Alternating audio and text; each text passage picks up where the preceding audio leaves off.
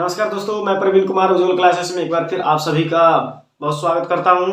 तो दोस्तों, आज हम लोग पढ़ने वाले हैं इस वीडियो में अम्लों के सामान्य गुण। तो मैं ऐसा करता हूं कि आप सभी बहुत अच्छे होंगे और अपने बोर्ड एग्जाम की तैयारी भी बहुत अच्छे से कर रहे होंगे।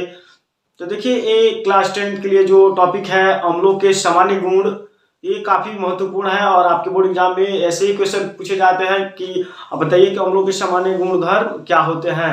ठीक है, तो देखिए, जनरल प्रॉपर्टीज ऑफ एसिड के बारे में आज हम लोग जानेंगे और आप कहीं ना जाइए, वीडियो को अंतिम तक देखिए और एक एक टॉपिक को समझिए, क्योंकि ये सब समझने वाली चीजें हैं, रट्टा मारने वाली नहीं। आप जितना ही इस पे फोकस करेंगे ये चीजें आपको बहुत जल्दी ही कंफर्म हो जाएंगी। ठीक है, तो यदि आप मेरे चैनल पर नया व्यूअर्स हैं तो सबसे पहले आप मेरे चैनल को सब्सक्राइब कर लें और वीडियो को लाइक कर लें। तो अब हम डायरेक्ट चलते हैं अपने टॉपिक पे। यहाँ पे देखिए, अम्लों के सामान्य गुण यानी जनरल प्रॉपर्टीज ऑफ एसिड। क्या होता है जनरल प्रॉपर्टीज ऑफ एसिड यानी अम्लों के सामान्य गुण के बारे में? तो देखिए, अम्लों के प्रमुख भौतिक तथा रासायनिक गुण, तो इसमें पहला अभी हम जानने वाले हैं भौतिक गुण यानी फिजिकल प्रॉपर्टीज क्या होता है अम्ल का। ठीक है, तो फिजिकल प्रॉपर्टीज की बात करें तो देखिए कैसे आप समझेंगे। देखिए, क्या आप अम्ल को बता सकते हैं, कैसे डिफाइन कर सकते हैं यहाँ पे कि यानी कहने का मतलब जो भी आप मतलब क्या वस्तु खाते हैं, खाने वाली चीज जो भी खाते हैं और वो आपको स्वाद में खट्टा लगता है, आप फील करते हैं कि इस चीज क्या है, कड़वा है, खट्टा है, तो आप उसको क्या बोलते हैं, एसिड बोलते हैं, अम्ल बोलते हैं। ठीक है, तो यहाँ पे देखिए जो पहला आपका स्टेप है बहुत ही इजी लैंग्वेज में है। देखिए क्या है, अम्ल स्वाद में खट्टे होते हैं, यानी अम्ल स्वाद में क्या होते हैं, खट्टे होते हैं। तो कब आपको पता लगेगा, जब आप खाएंगे तो आपको पता लगेगा कि हाँ ये स्वाद में खट्टा है और आप जान सकेंगे कि क्या है, अम्ल है। कैसे? आप जैसे बात करें इमली की, आम का, आंवला वगैरह हो गया, तो बताइए ये सब क्या होते हैं, खट्टे फल होते हैं। ठीक ना, और इनको खाने पे आपको स्वाद में खट्टा लगेगा, तो आप इसे क्या बोलेंगे, एसिड बोलेंगे, अम्ल बोलेंगे। ठीक है, आसानी से। फिर देखिए दूसरा यहाँ पे क्या है कि अम्ल यानी लगभग सभी अम्ल जल में विलय होते हैं। यानी कहने का मतलब है यहाँ पे कि जितने भी अम्ल होते हैं ना, सभी क्या होते हैं, जल में घुलनशील होते हैं। देखिए कैसे, सपोज कीजिए आप H2SO4 है, आप इसको रिएक्ट कर रहे हैं जल के साथ, तो क्या हो जाएगा यहाँ पे देखिए H2 प्लस SO4 माइनस में टूट जाएगा।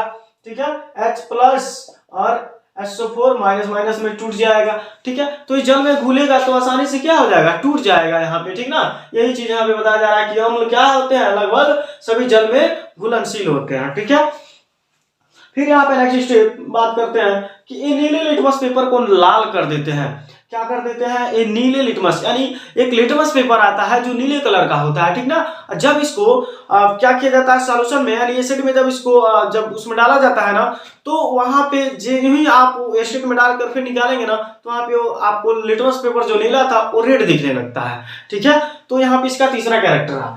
फिर हम बात करते हैं यहाँ पे अम्ल विद्युत का सुचालक होता है। अम्ल विद्युत का सुचालक होता है क्यों? क्योंकि आपको मैंने अभी ऊपर वाले स्टेप में बताया कि यहाँ पे अम्ल लगभग सभी अम्ल क्या होता है, जल में विलय होते हैं। तो ये विलय होते हैं, इसलिए जो अम्ल होता है ना, ये क्या होता है, विद्युत का सुचालक होता है। इसमें आसानी से विद्युत प्रवाहित हो जाता है। ठीक है, फिर यहाँ पे नेक्स्ट स्टेप बात करेंगे मेथिल ऑरेंज। तो सबसे पहले जानिए मेथिल ऑरेंज है क्या। मेथिल ऑरेंज एक सूचक है। ठीक है, एक सूचक का काम करता है। तो मेथिल ऑरेंज विलयन को क्या कर देता है, गुलाबी कर देता है, यानी पिंक कलर का बना देता है, पिंक कलर का बना देता है। ठीक है, यानी मेथिल ऑरेंज जो होता है वो विलयन को क्या कर देता है, पिंक कलर का बना देता है। ठीक है, और यह एक सूचक होता है। ये क्या होता है, मेथिल, यहाँ पे देखिए मेथिल ऑरेंज जो है, मेथिल ऑरेंज एक सूचक का काम करता है। मेथिल ऑरेंज एक सूचक का कार्य करता है, सूचक का कार्य करता है जो विलयन की कलर को चेंज कर देता है। और ये किसमें चेंज कर देता है, तो नीले कलर में चेंज कर देता है। ठीक है, फिर नेक्स्ट बात करते हैं अम्ल प्रबल होते हैं। यानी अम्ल प्रबल का मतलब मजबूत होते हैं, स्ट्रांग होते हैं। ठीक है, और इसका जो क्षारकता होता है वो ज्यादा होता है। तो बात कर रहे हैं यहाँ पे जो इसका संचारण होता है वो ही यहाँ पे बात करें तो जो इसकी क्षारकता यानी संचारकता होती है वो ज्यादा होती है। ठीक ना, तो यहाँ पे जिसके कारण लकड़ी, कपड़ा, कागज और त्वचा को नष्ट कर देते हैं, यानी अम्ल काफी प्रबल होते हैं। और यही रीजन है कि क्या कर देते हैं, अम्ल हमारे कपड़ों को, त्वचा को नष्ट कर देते हैं। लकड़ियों तक भी अगर अम्ल पड़ जाए ना तो लकड़ियों को भी नष्ट कर देते हैं, जला देते हैं। ठीक है, फिर हम बात करते हैं यहाँ पे अम्ल विलयन का पीएच मान कितना होता है, 7 होता है, सॉरी 7 से कम होता है। ठीक ना, ये अम्ल जो होते हैं इनका पीएच मान कितना होता है, 7 से कम होता है। अम्ल का पीएच मान 7 से, अम्ल का पीएच मान क्या होता है, 7 से कम होता है।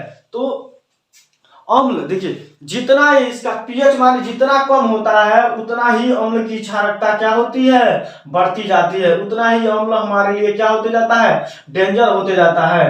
ठीक है, यानी जितना ये अम्ल का मान कम होगा, जितना ही यानी पीएच का मान कम होगा उतना ही अम्ल की क्षारकता यानी अम्लता क्या होता जाएगा, इसमें अम्लीयता बढ़ता जाएगा, यानी अम्ल उतना ही प्रबल होते जाएगा, मजबूत होते जाएगा। ठीक है, फिर नेक्स्ट यहाँ पे यानी अम्ल उष्माक्षेपी होते हैं। ठीक है, तो अम्ल क्या होते हैं, उष्माक्षेपी होते हैं। जब इनसे क्रिया कराया जाता है तो क्या होता है, अम्ल उष्माक्षेपी का मतलब है कि यहाँ पे क्या करते हैं, उष्मा को रिलीज करते हैं। ठीक है, तो इस प्रकार से ये रहा अम्लों के भौतिक गुण। ठीक ना, तो यहाँ पे जो अम्ल के यहाँ पे 27 स्टेप रहे जो अम्ल के भौतिक गुण है। ठीक ना, तो आप इनका सबसे पहले स्क्रीनशॉट ले लीजिए। ठीक है, तो इस प्रकार से रहा ये अम्लों का भौतिक गुण। अब हम इसके नेक्स्ट स्टेप को जानेंगे। जो नेक्स्ट स्टेप क्या है, अम्लों के रासायनिक गुण। अब हम इसके अम्लों के रासायनिक गुण के बारे में जानेंगे। तो देखिए अब हम इसके केमिकल प्रॉपर्टीज को समझेंगे। ठीक है, तो यहाँ पे देख सकते हैं आप यानी रासायनिक गुण यानी केमिकल प्रॉपर्टीज। ठीक है, तो किसका, तो अम्ल का। अब यहाँ पे पहला जो ये है धातुओं के साथ अभिक्रिया।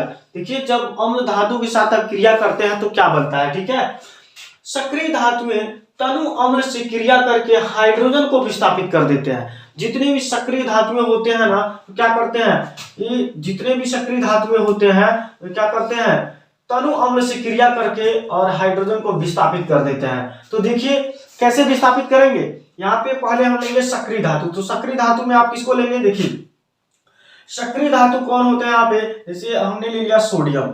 ठीक है, और सोडियम की अभिक्रिया जब हम सांद्र यानी डाइल्यूट यहाँ पे सल्फ्यूरिक एसिड लेते हैं। ठीक है, डाइल्यूट सल्फ्यूरिक एसिड यानी H2SO4, और तब इसके साथ हम जब इसकी अभिक्रिया कराते हैं तो हमें क्या प्राप्त होता है। तो देखिए यही बताया गया है कि सक्रिय धातु में तनु अम्ल से क्रिया करके हाइड्रोजन को विस्थापित कर देते हैं। इनका क्या मतलब है, देखिए यहाँ पे जो यहाँ पे सोडियम है। ठीक ना, तो जो सोडियम है यहाँ पे ये क्या करते हैं, क्रिया करते हैं। तो सोडियम क्रिया करेगा तो क्या बनाएगा, देखिए यहाँ पे सोडियम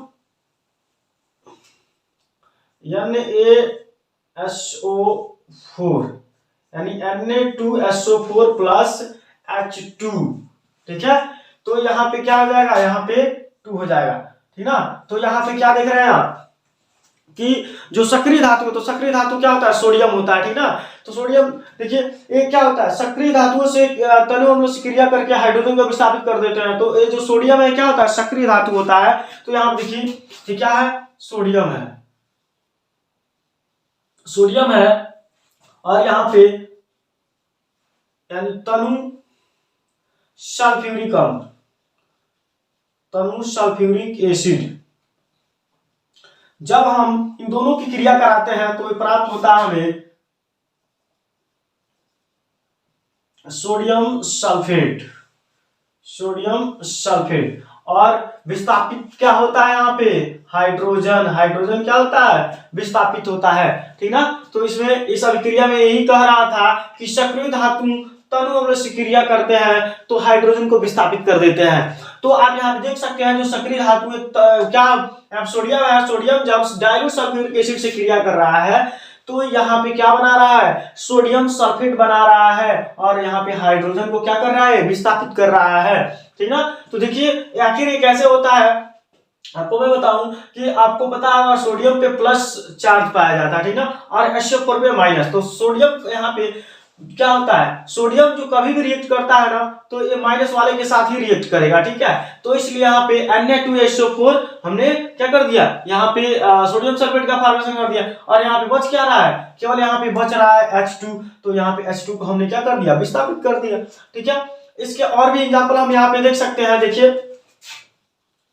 यहाँ पे तो पहला, अब दूसरा यहाँ पे देखिए, यहाँ पे जो यहाँ पे मैग्नीशियम है, मैग्नीशियम ये रिएक्ट करता है डाइल्यूट H2SO4 से, डाइल्यूट H2SO4 से, और क्या बना देता है, मैग्नीशियम सल्फेट बना देता है, मैग्नीशियम सल्फेट। और मेन यहाँ पे क्या है, देखिए जो हाइड्रोजन को क्या कर देता है, भी विस्थापित कर देता है, ठीक है। तो इसका नाम है क्या, मैग्नीशियम, मैग्नीशियम, ठीक ना।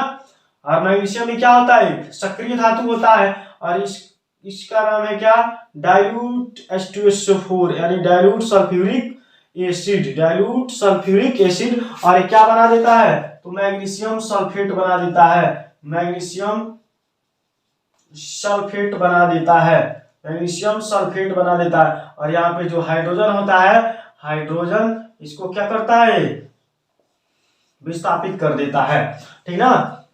तो यहाँ पे आप देख सकते हैं फिर कि जो मैग्नीशियम है ये किससे क्रिया कर रहा है, डाइल्यूट सल्फ्यूरिक एसिड से यानी तनु सल्फ्यूरिक एसिड से, और क्या बना दे रहा है, मैग्नीशियम सल्फेट। और इस क्या कर रहा है, हाइड्रोजन, यहाँ पे जो हाइड्रोजन है उसको क्या कर रहा है, विस्थापित कर दे रहा है, ठीक ना। ऐसे और भी आप बना सकते हैं, क्या बना सकते हैं, यहाँ पे एल्युमिनियम ले सकते हैं, ठीक है। एल्युमिनियम को भी आप जब यहाँ से सल्फ्यूरिक एसिड से रिएक्ट कराएंगे तो एल्युमिनियम सल्फेट बनाएगा, और हाइड्रोजन को क्या करेगा, विस्थापित कर देगा, ठीक है। तो ये रहा अभी धातुओं के साथ क्रिया। अब हम पढ़ेंगे धात्विक, अब हम क्या पढ़ेंगे यहाँ पे, अब हम पढ़ेंगे दूसरा जो धात्विक ऑक्साइडों से क्रिया, यानी धातु ऑक्साइड से क्रिया करते हैं तो अम्ल यहाँ पे क्या बनाते हैं, ठीक ना। तो ये पहला रहा अम्लों के साथ क्रिया, आप पहले स्क्रीनशॉट ले लें,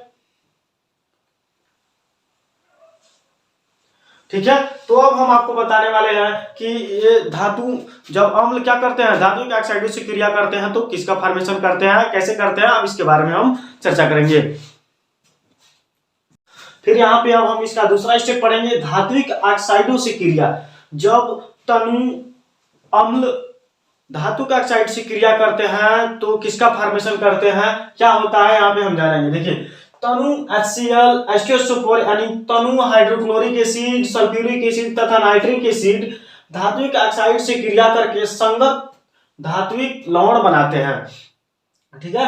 तो यहाँ पे देखिए बात आती है, आप तो समझ गए होंगे यहाँ पे कि तनु क्या होता है, तनु मतलब बिल्कुल पतला होता है, ठीक ना। अभी मैंने आपको बताया जो सल्फ्यूरिक एसिड से क्रिया कर रहा था क्या, धातु, ठीक ना। अब हम यहाँ पे बात कर रहे हैं कि धात्विक ऑक्साइड जब तनु अम्लों से क्रिया करते हैं तो किसका फॉर्मेशन करते हैं। तो देखिए यहाँ पे सबसे पहले हम समझेंगे यहाँ धात्विक ऑक्साइड क्या होता है, यानी जिन धातुओं के साथ मतलब ऑक्सीजन जुड़ जाता है तो उसको बोला जाता है धात्विक ऑक्साइड। यानी जैसे यहाँ पे सपोज कीजिए जो जिंक है उसके साथ अगर वो आ गया तो इसको क्या बोलेंगे, धात्विक ऑक्साइड, यानी इसको बोलेंगे जिंक ऑक्साइड, ठीक है, जिंक ऑक्साइड। यानी क्या कर रहा है यहाँ पे ये धातु ऑक्साइड का फॉर्मेशन कर रहा है, ठीक ना। तो धात्विक ऑक्साइड किसको बोलेंगे, यानी किसी भी धातु के साथ जब ऑक्सीजन जुड़ जाए तो उसको क्या बोलेंगे, धात्विक ऑक्साइड बोलेंगे, ठीक है।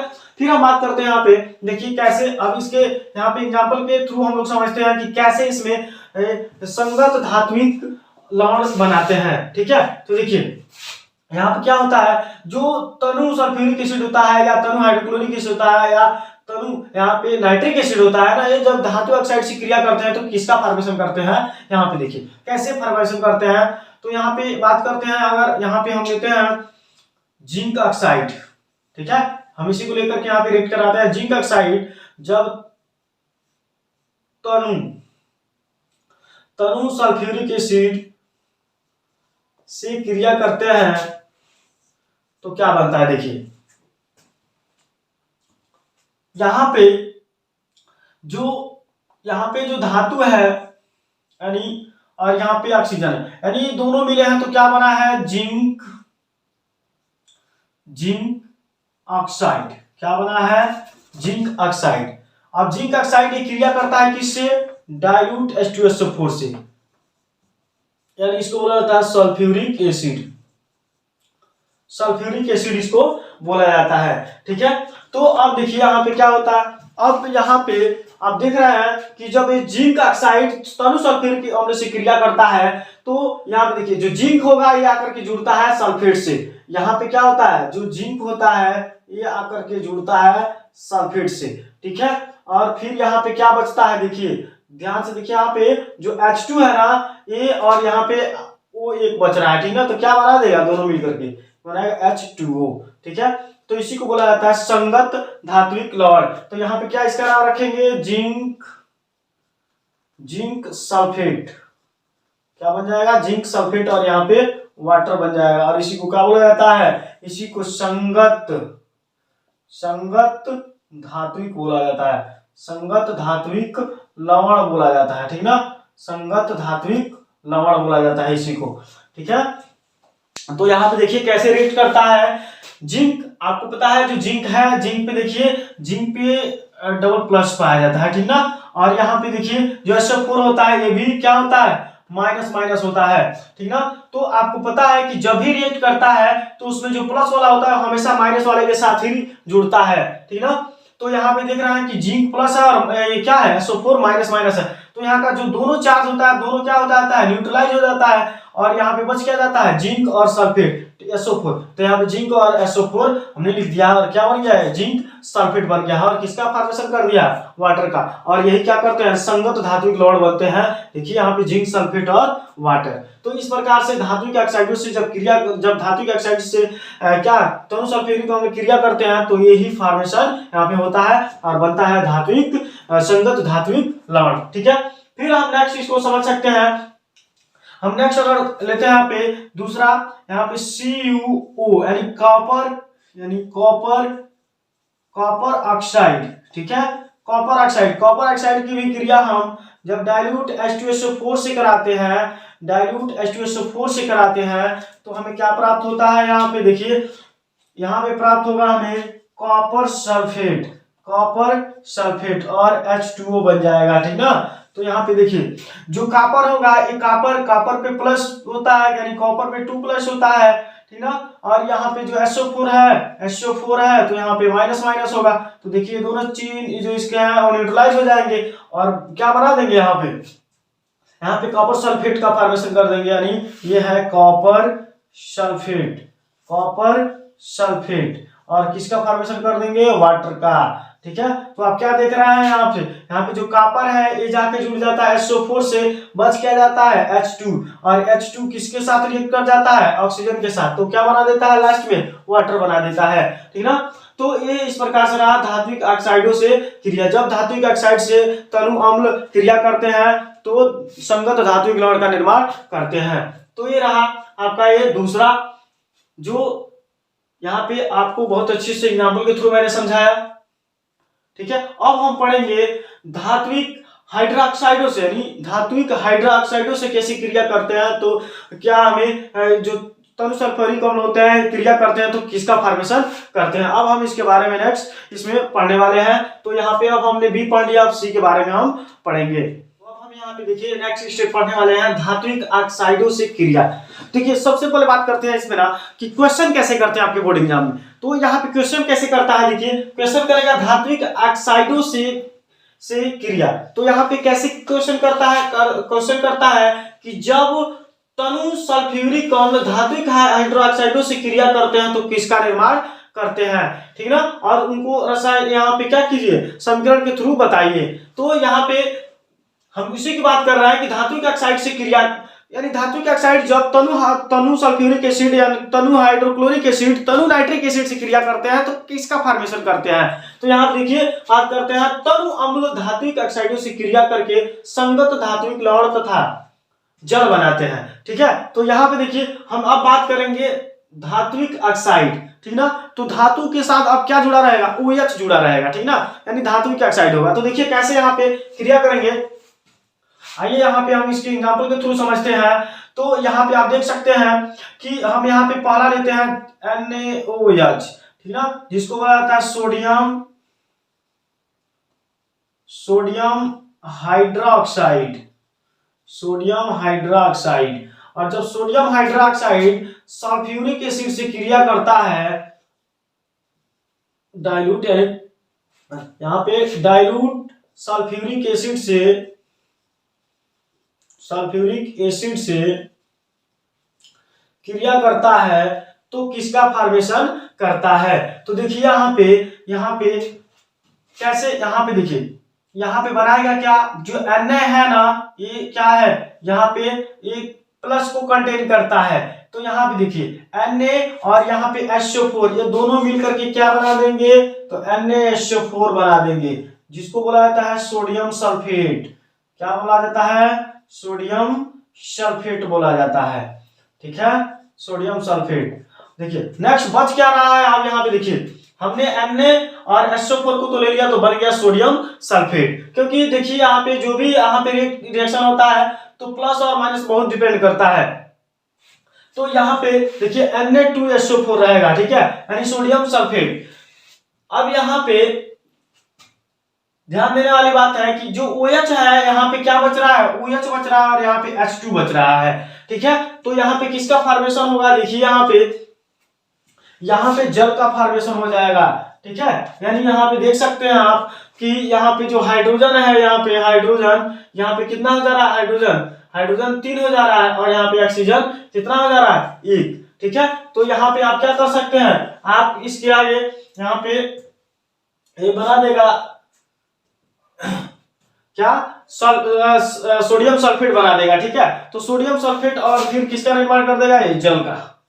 ठीक ना, तो यहाँ पे ये रहा आपका यानी संगत धात्विक लवण और जल का भी फॉर्मेशन किया। ठीक है, फिर हम बात करते हैं यहाँ पे, तो जो सोडियम हाइड्रोक्साइड है, इसकी अगर क्रिया हम HCl से कराते हैं तो किसका फॉर्मेशन होता है? देखिए ध्यान से, जो सोडियम है और ये Cl है, तो यहाँ क्या बना देगा, सोडियम यानी सोडियम क्लोराइड बना देगा, और यहाँ OH बचेगा और यहाँ H बचेगा, तो किसका फॉर्मेशन कर देगा, H2O का फॉर्मेशन कर देगा। यानी ये बन गया आपका सोडियम सल्फेट और ये आपका बन गया वाटर। ठीक है, और ये क्या है, सोडियम हाइड्रोक्साइड है। क्या है, सोडियम हाइड्रोक्साइड। और ये क्या है, तो डाइल्यूट हाइड्रोक्लोरिक एसिड है, डाइल्यूट हाइड्रोक्लोरिक एसिड। ठीक ना, तो यहाँ पे क्या देख रहा है कि जब धात्विक हाइड्रोक्साइडों से क्रिया होता है अम्लों से, तो यहाँ पे बनता है धात्विक लवण तथा जल। तो यहाँ पे आप इस एग्जाम्पल के थ्रू अच्छे से समझ गए होंगे कि कैसे धात्विक ऑक्साइड अम्ल से क्रिया करते हैं, तो कैसे यहाँ पे धात्विक संगत लवण यानी जल का निर्माण कर देते हैं। तो एक बार देखिए, यहाँ पे जो Na है, OH है, यानी सोडियम हाइड्रोक्साइड, ये क्रिया कर रहा है डाइल्यूट H2SO4 से। तो देखिए जो Na होता है इसके ऊपर प्लस होता है, और यहाँ पे जो सल्फेट होता है इस पे माइनस होता है। ठीक ना, तो ये कभी भी प्लस और कभी आकर्षित होंगे तो किसकी तरफ होंगे, एक प्लस माइनस की तरफ होंगे। ठीक ना, या माइनस प्लस की तरफ होंगे, तो ये जुड़ेंगे कौन, प्लस और माइनस, यानी बन गया Na2SO4 सोडियम सल्फेट। फिर यहाँ देखिए H2SO4 बन गया, कहां से, तो यहाँ पे देखिए जो Na निकल गया तो सिर्फ इसके पास क्या बच रहा है, OH बच रहा है। देखिए यहाँ पे क्या बच रहा है, OH बच रहा है। ठीक है, अब फिर यहाँ पे देखिए इसमें क्या बच रहा है, हमने सिर्फ SO4 को लिया तो यहाँ क्या बच रहा है, H2 बच रहा है। ठीक ना, तो ये दोनों जब आपस में मिलेंगे तो क्या बनाएंगे, जल का निर्माण कर देंगे। ठीक है, तो इस प्रकार से उसमें क्या हो जाएगा, धात्विक संगत लवण भी बन जाएगा और प्लस में यहाँ पे जल भी बन जाएगा। फिर देखिए नेक्स्ट में जो यहाँ पे पहला और दूसरा यहाँ देखिए, जो सोडियम हाइड्रोक्साइड है वो क्रिया कर रहा है डाइल्यूट HCl से। तो यहाँ पे जो सोडियम हाइड्रोक्साइड जब डाइल्यूट HCl से रिएक्ट कर रहा है तो बना रहा है सोडियम सल्फेट और वाटर। कैसे बना रहा है, देखिए यहाँ पे जो सोडियम है किसी के साथ जुड़ जा रहा है, क्लोरीन के साथ, तो सोडियम एक मिनट, यहाँ पे जो इसका नाम होगा सोडियम क्लोराइड होगा, सोडियम क्लोराइड। ठीक है, तो यहाँ पे सोडियम क्लोराइड का फॉर्मेशन कर दे रहा है, और बस यहाँ पे क्या रहा, OH और यहाँ पे H। तो जब देखिए जब यहाँ से हम OH को लेंगे, OH को, और ये क्या है, H है, तो ये जब दोनों आपस में रिएक्ट करेंगे तो क्या बनेंगे, H2O बनेगा। तो इस प्रकार से क्या बन गया, यहाँ पे H2O भी बन गया।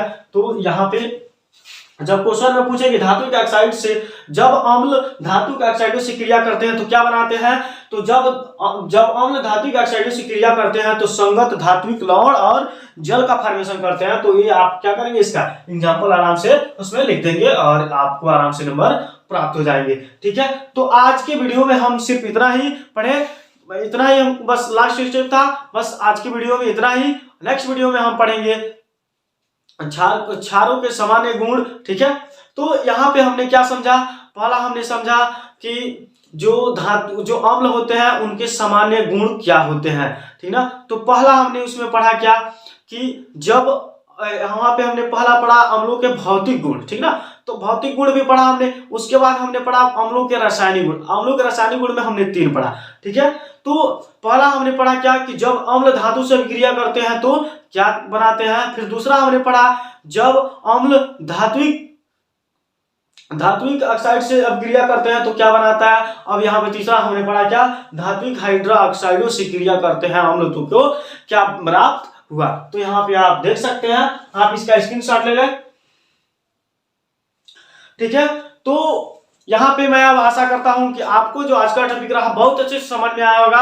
यदि आप मेरे चैनल पे नए व्यूअर्स हैं तो सबसे पहले मेरे चैनल को सब्सक्राइब कर लें और बेल आइकन को दबाना बिल्कुल ना भूलें। और देखिए अंतिम तक वीडियो देखिए और वीडियो की देखिए और कमेंट बॉक्स में जरूर आप कमेंट करके बताइए कि आपको वीडियो कैसा लगा। अगर कोई भी टॉपिक हो, आपको वहां पे दिक्कत हो रहा है तो आप डायरेक्ट वहां पे कमेंट बॉक्स में मैसेज कर सकते हैं कि सर मुझे इस टॉपिक पे दिक्कत हो रहा है, आप इसका वीडियो अपलोड कर दीजिए। श्योर आपको वीडियो नेक्स्ट डे आपको प्राप्त हो जाएगा। तो आज का जो वीडियो रहा वो आपको समझ में आया होगा। यदि आप मेरे चैनल पे नए व्यूअर्स हैं तो मेरे वीडियो को लाइक करें, शेयर करें और बेल आइकन को दबाना बिल्कुल ना भूलें, जिससे कि मेरा जो भी नेक्स्ट वीडियो है उसका नोटिफिकेशन सबसे पहले आपको प्राप्त हो। Thanks for watching video. जय हिंद।